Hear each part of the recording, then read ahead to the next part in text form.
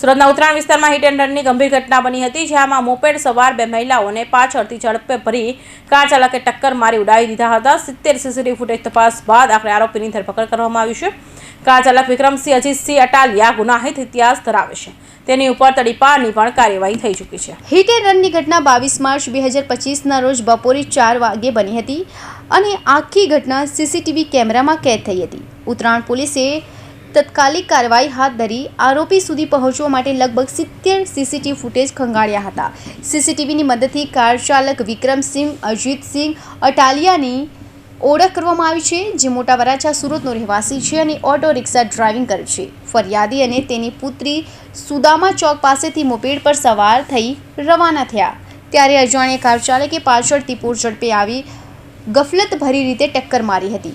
આ અકસ્માતમાં બંનેને ગંભીર ઇજાઓ થઈ હતી। એક મહિલા 7 ફૂટ હવામાં ફંગોળાઈ હતી।